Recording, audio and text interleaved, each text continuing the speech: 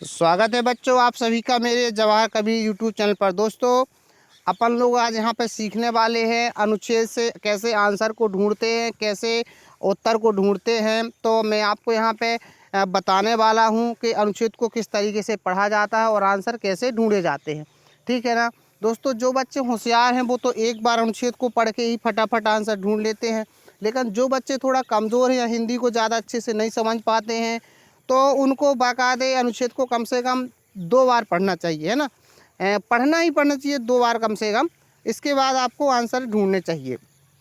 तो यहाँ पर मैं आपको बताऊंगा कि अनुच्छेद को कैसे आराम आराम से पढ़ना है और थोड़ा सा उसका मतलब समझ समझ के पढ़ना है, फिर आपको आंसर ढूंढने हैं। तो देखिएगा, मैं बिना देरी की आपको पढ़ के दिखाता हूँ और आंसर करके दिखाऊँगा। ठीक है, देखिएगा। अनुच्छेद फर्स्ट है, शरद ऋतु गर्मी और जाड़े के मौसम के बीच आती है। इस सुंदर ऋतु में बहुत से परिवर्तन होते हैं। दिन छोटे हो जाते हैं, पेड़ों की पत्तियां हरे रंग से बदलकर जीवांत लाल, पीली और नारंगी हो जाती हैं। वस्तुतः पत्तियों को हरा बनाए रखने के लिए पेड़ों को धूप चाहिए। धूप के बिना पत्तियां पीली हो जाती हैं। घास पर अब ओस नहीं बिछी होती, बल्कि प्रायः प्रत्येक प्रातः काल मतलब सुबह, हर सुबह को पाला पड़ता है, क्योंकि तापमान हिम बिंदु तक जा पहुंचता है। हिम बिंदु का मतलब है बच्चों यहाँ पर 0 डिग्री सेल्सियस, है ना।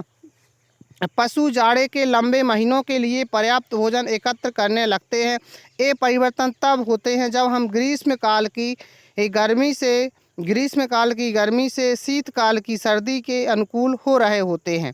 तो यहाँ पर दोस्तों मैंने पैसेज को एक बार पढ़ा है। आप लोग बढ़िया से, अगर एक बार में आपको सारे उत्तर मिल जाते तो आप एक बार पढ़िएगा, नहीं तो मैंने बताया कम से कम 2 बार पढ़ोगे तो आपको 100% सभी आंसर एकदम से मिल जाएंगे। ठीक है ना। तो पहला क्वेश्चन है अपना यहाँ पर दोस्तों, अपन देखते हैं। पहला क्वेश्चन है अपना कि ग्रीष्म खालिस्तान के बीच शरद ऋतु आती है। तो दोस्तों ग्रीष्म और शीत के बीच क्या होती है? शरद ऋतु। यहाँ पे सी ऑप्शन एकदम आपका सही है। ठीक है ना। तो यहाँ पर आपका सी ऑप्शन एकदम राइट होता है, ये वाला। फिर इसके बाद आते हैं अपन, शरद ऋतु में निम्नलिखित में से क्या परिवर्तन हो सकता है? शरद ऋतु में निम्नलिखित में से क्या परिवर्तन हो सकता है? तो देखा दोस्तों आपने क्या होता है, अपन ने पढ़ा ना, दिन छोटे हो जाते हैं। कैसे हो ना, दिन छोटे होते हैं। पढ़ा पर यहाँ पर जो लिखा हुआ है, यहाँ पर दिन छोटे हो जाते, दिन छोटे, है ना। यहाँ पर लिखा हुआ है दिन छोटे हो जाते हैं, तो इसका पहला ऑप्शन सही है।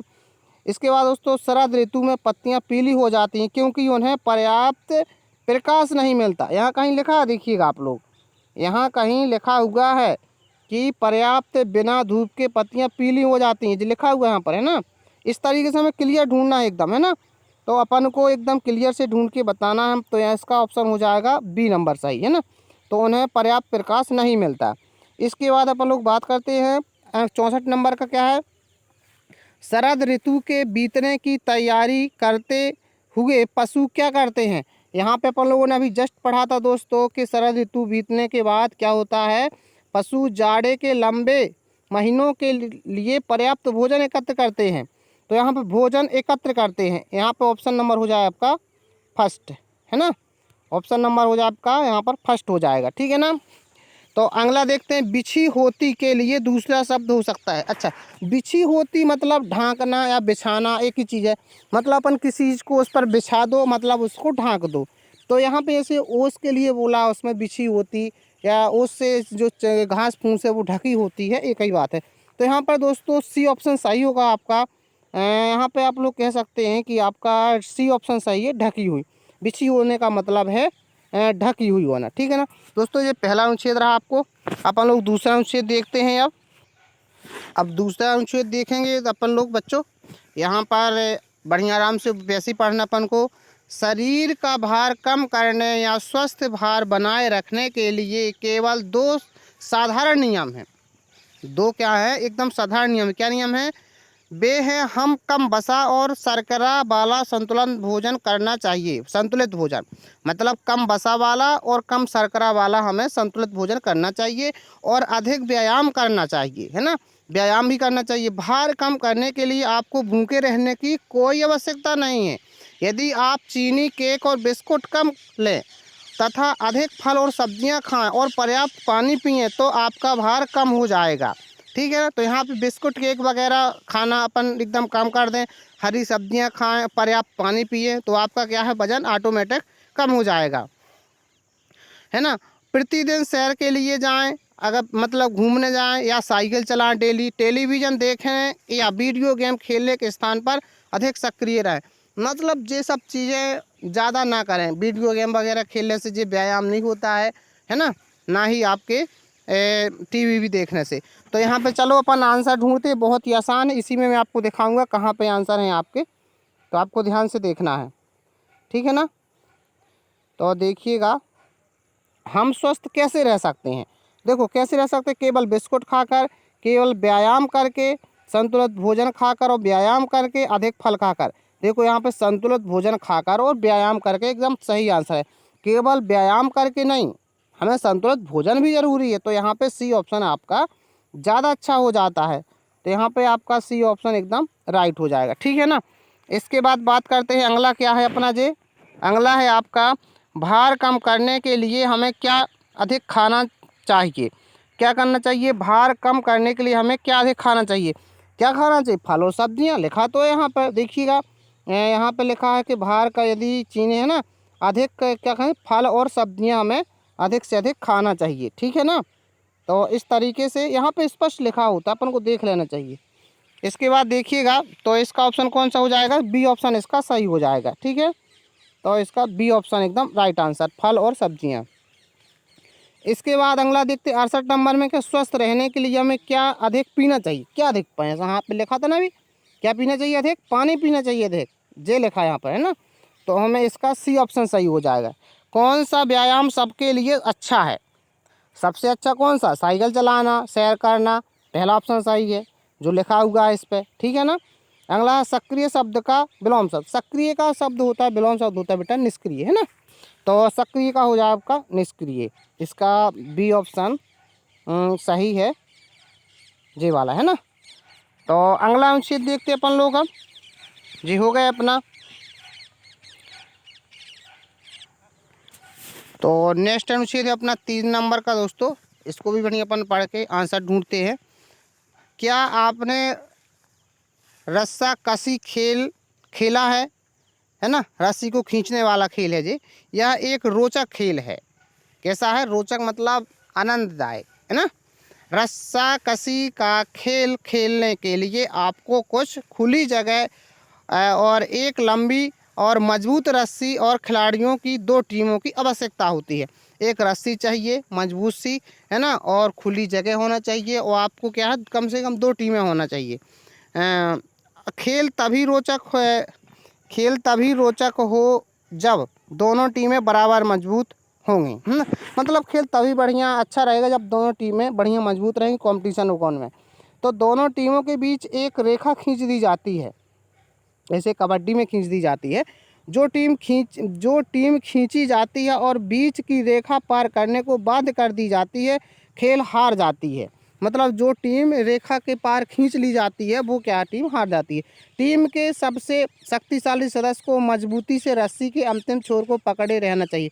जो अच्छा ताकतवर आदमी है उस रस्सी को सबसे पीछे साइड होना चाहिए। टीम को संगठित होकर रस्सी को खींचना चाहिए। खेलने के स्थान से पत्थरों को साफ कर देना चाहिए, अन्यथा उनमें चोटें लग सकती हैं। बड़ा आसान सा अनुच्छेद है दोस्तों, बिल्कुल अपन डायरेक्टली आंसर ढूंढ सकते हैं। यहाँ पर अपन लोग देखेंगे 71 नंबर का क्वेश्चन है, रस्सा कसी है क्या है, एक युद्ध है, एक रस्सी है, एक खेल है, एक लड़ाई। तो स्पष्ट है क्या है, रस्सा कसी एक खेल है, सी ऑप्शन सही है। रस्सा कसी में हम क्या करते हैं, मुक्केबाजी करते हैं, छुपा छुपी करते हैं, रस्सी खींचते हैं। अभी अपन ने पढ़ा रस्सी खींचते हैं, रस्सी खींचते हैं ना, यहाँ पर लिखा हुआ है, यहाँ पे सब लिखा हुआ है रस्सी खेल कुछ, है ना।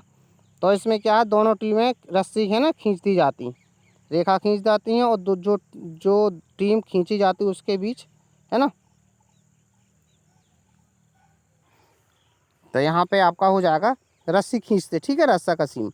अगला है 73 नंबर का, रस्सी के अंतिम छोर, रस्सी के अंतिम छोर को पकड़ने वाला टीम का सदस्य कैसा होना चाहिए, सबसे लंबा, सबसे छोटा, के सबसे शक्तिशाली, सबसे शक्तिशाली होना चाहिए, लिखा ना यहाँ पर, अभी लिखा रहा, सब मजबूती है ना, सबसे शक्तिशाली जो लिखा है यहाँ पर।